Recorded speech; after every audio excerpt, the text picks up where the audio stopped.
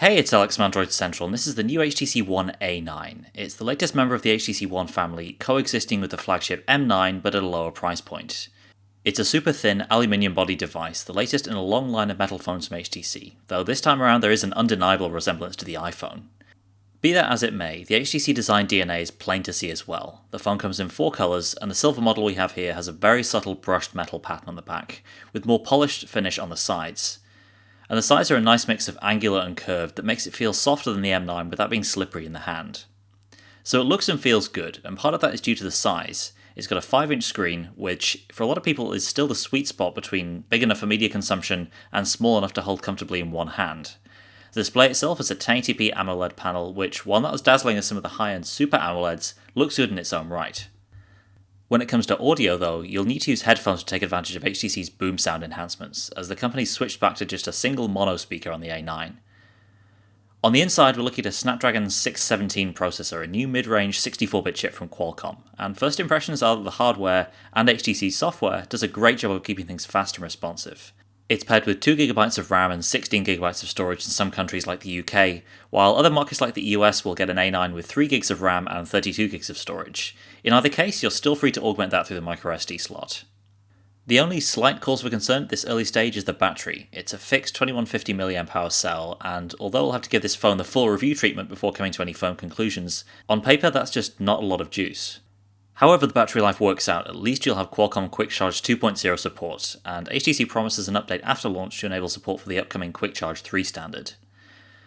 HTC has underwhelmed us for the past couple of years when it comes to cameras, so it's promising that we're seeing a change in strategy in the HTC One A9. The A9 keeps the low-light-centric ultra-pixel camera around the front for selfie duties, but the rear camera is now a 13-megapixel unit with OIS.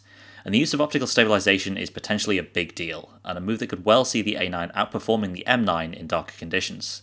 The HTC Camera app has also undergone a minor overhaul, finally adding quick shortcuts for changing cameras, toggling between flash modes and HDR.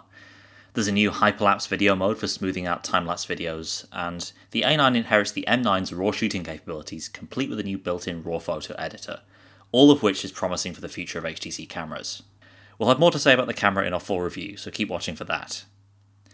Software is another really interesting part of the A9. It's the first non-Nexus phone to be announced with Android 6.0 Marshmallow as part of a new partnership with Google that sees HTC Sense incorporate more of a stock Android look and feel. The default colours of Sense are a little more material design influenced. The stock Android notification shade and task switcher take over from the HTC customized alternatives, and A9 owners also benefit from Now on Tap, the new Marshmallow feature that brings Google Now to whichever app you're using. Some of the HTC-made apps have taken a backseat as well. The HTC Music app has gone away in favour of Play Music, while the HTC Internet Browser has been retired to make way for Google Chrome. All in all, it is a slightly more googly Sense experience than what you might have seen on previous HTC phones, but the bulk of the UI remains very similar to what we have on the M9.